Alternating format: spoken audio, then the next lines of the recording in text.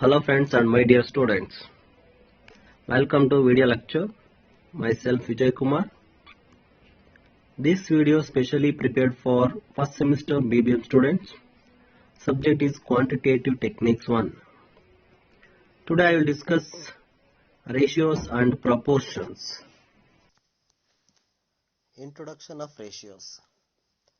The relationship between two quantities of the same kind can be compared in two ways, is the difference method and division method. Next, what is difference method?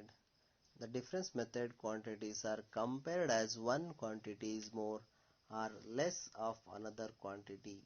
Then, in division method, the quantities are compared as how many times our quantity is to another quantity. ಇಲ್ಲಿ ratio ಅನ್ನೋದು ಗೊತ್ತಾಗುತ್ತೆ ನಿಮಗೆ. ಅನುಪಾತ ಅಂದರೆ ಯಾವಾಗಲೂ ಕೂಡ ಎರಡು ವ್ಯಾಲ್ಯೂಗಳ ಮೊತ್ತ ಅಥವಾ ಹಿಂದಿನ ಮತ್ತು ಅದರ ಪರಿಣಾಮ ಏನಿರುತ್ತೆ ಅನ್ನೋದನ್ನು ಫೈಂಡ್ ಔಟ್ ಮಾಡೋದಾಗಿರುತ್ತೆ. ಜೊತೆಗೆ ಅದನ್ನು ನಾವು ಎರಡು ವಿಧಗಳಲ್ಲಿ ಕಂಡುಹಿಡಿತೀವಿ. One is difference method, second one is division method. Difference method ಅಲ್ಲಿ compared as one quantity is more or less of another. ಆ ಒಂದು ಹಿಂದಿನ ಸಂಖ್ಯೆಗೆ ಅದು ಜಾಸ್ತಿ ಇರಬಹುದು ಅಥವಾ ಕಡಿಮೆ ಇರಬಹುದು. ಡಿವಿಷನ್ ಮೆಥಡ್ ಅಲ್ಲಿ compared as how many times one quantity is to another quantity. Compare ಮಾಡ್ತೀವಿ, ಹೋಲಿಕೆ ಮಾಡ್ತೀವಿ. ಉದಾಹರಣೆಗೆ ಹೇಳೋದಾದ್ರೆ 1:3 ಅಂತ ಇರುತ್ತೆ. ಉದಾಹರಣೆಗೆ ಒಂದು ಹುಡುಗ ಇದ್ದಾನೆ ಅಂದ್ಕೊಂಡ್ರೆ ಅದಕ್ಕೆ 1:3ಗೆ ಕಂಪೇರ್ ಮಾಡಿದಾಗ 3 ಜನ ಹುಡುಗಿಯರಿದ್ದಾರೆ ಅಂತ ಕಂಪೇರ್ ಮಾಡಬೇಕಾಗುತ್ತೆ. Next,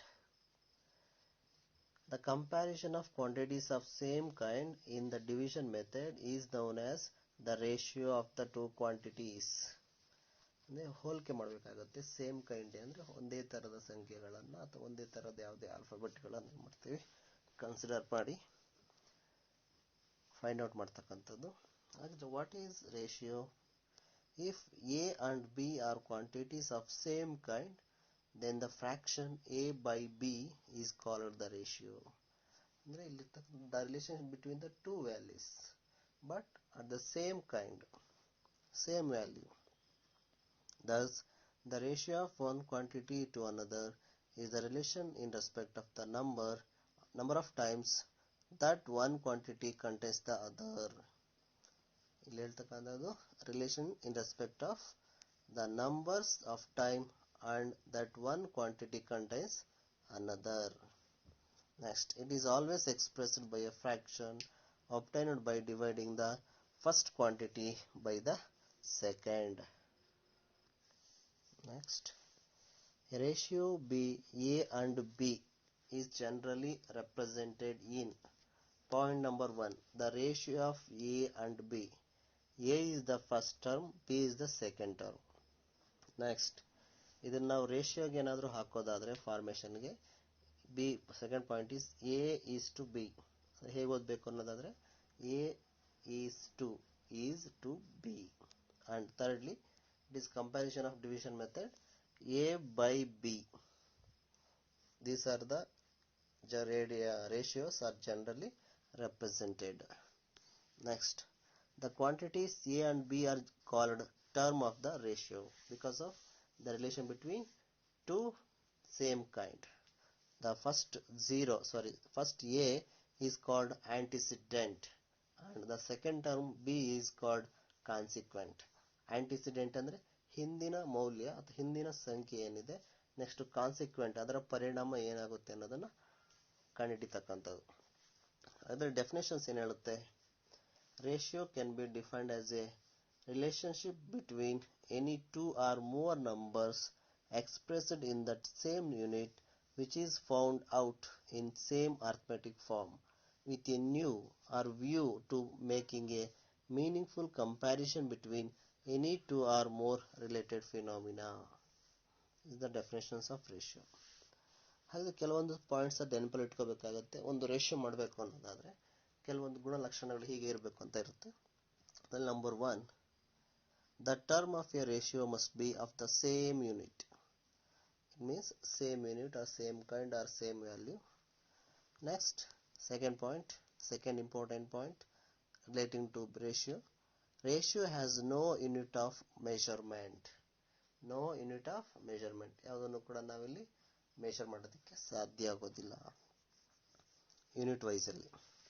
Third point, the ratio remains unaltered if it is antecedent and consequent are multiplied or division by the same. Remains unaltered. Unaltered ಅಂದ್ರೆ ಯಾವುದೇ ಮಾಡಿಫಿಕೇಶನ್ಸ್ ಆಗಿರಲಿ ಚೇಂಜಸ್ ಆಗಲಿ ಮಾಡೋದಕ್ಕೆ ಸಾಧ್ಯ ಆಗೋದಿಲ್ಲ ಯಾವುದೇ ಮೆಥಡ್ ಅಲ್ಲಿ. Next, generally a ratio is expressed in its lowest possible unitary terms. Generally a ratio is expressed in its lowest possible. ಅಂದ್ರೆ ಲೋಯೆಸ್ಟ್ ಪಾಸಿಬಲ್ಸ್ ಅಂದ್ರೆ ಯಾವುದೇ ಒಂದು ಫ್ಯಾಕ್ಟರ್ಸ್ ಅನ್ನು ಮಿನಿಮೈಸ್ ಮಾಡ್ತಾ ಸಿಂಪ್ಲಿಫಿಕೇಶನ್ ಮಾಡ್ತಾ ಹೋಗೋದಾದ್ರೆ ಈಸಿಯಾಗಿ ಐಡೆಂಟಿಫೈ ಮಾಡೋದಾಗಿರುತ್ತೆ.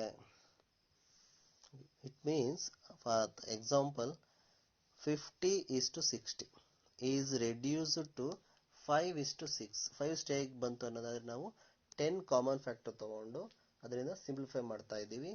10 5 50 ಆಗುತ್ತೆ, 10 6 60 ಆಗುತ್ತೆ. ಅಂದ್ರೆ 5 10 50, 5 10 50, 10 60. ಹಾಗಾಗಿ ಅದನ್ನ ರೇಷಿಯೋ ಕಂಪೇರ್ ಮಾಡಿದೀವಿ ಅಲ್ಲಿ 5:6. ಅಥವಾ another example, 2000 and 4000 is reduced to 1:2 etc. ಇಲ್ಲಿ 2 1s are 2, 2 2s are 4 ಆ ರೀತಿ ತಗೊಂಡಿದ್ದೀವಿ.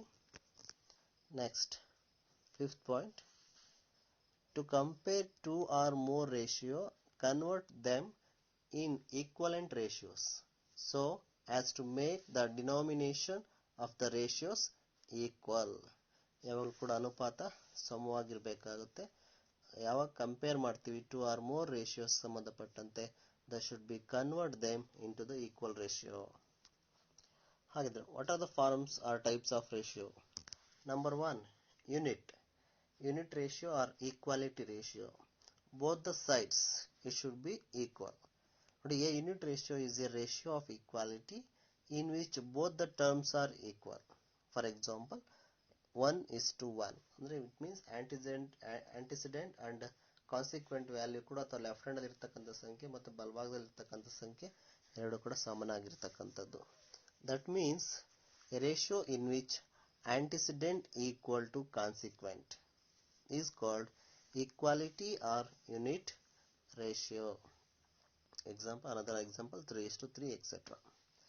Next, inverse or reciprocal ratio.